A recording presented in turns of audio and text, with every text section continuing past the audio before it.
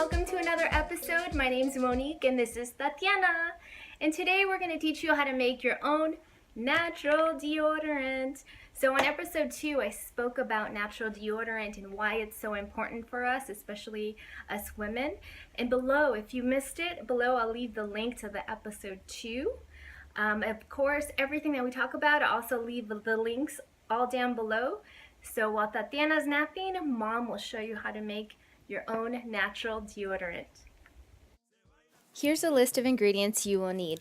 So let's start off with the 3 powdered ingredients, and this is our base. This is what most of our deodorant is made of. So the first one is called arrowroot, and it's a great absorbent, and it also serves as a thickening agent. So arrowroot can also be used in your kitchen to thicken sauces or soups. If you don't have arrowroot in your cabinet, then you can also use cornstarch. Beware, most cornstarch is made of corn that has been genetically engineered these days.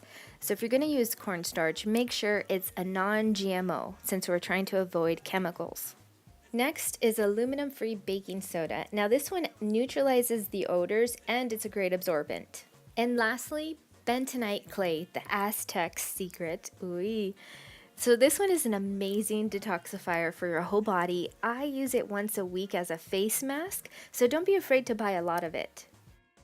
The next 2 are moisturizers. So the first one is organic coconut oil. Now this is like your modern day Vicks. Remember when you were little and your parents used to swear, "Ponte Vicks," and you'll feel better? Well, coconut oil fixes everything. It's also an antifungal and antibacterial to keep those odors at bay, and it moisturizes your skin. The same with natural shea butter. It protects it from getting irritated, and it conditions your skin. 100% natural beeswax. Now this is what gives it its solid, firm shape. And it's also less likely to melt in warmer weather. You may want to adjust it for whatever climate you're in, more for warmer weather and less for cooler. If you need a vegan option, Candelia wax works great. To preserve our deodorant, vitamin E oil works great. It's also a rich emollient and it conditions your skin. Lastly are essential oils. Now these are totally optional, but I highly recommend the tea tree oil. Why? Because it's a powerful antiseptic. Now everyone thinks that the odor comes from the inside of your body, but it's actually the opposite. Odor develops from bacteria that creates in your armpit. So if you can stop them from forming from the beginning, then you'll have less odor. And don't forget, you can use any recycled empty containers. Now the jarred I recommend for a more creamier formula, which requires less wax. But for this recipe, we're using the push-up containers, which you can find on Amazon. And I'll leave all the links down below.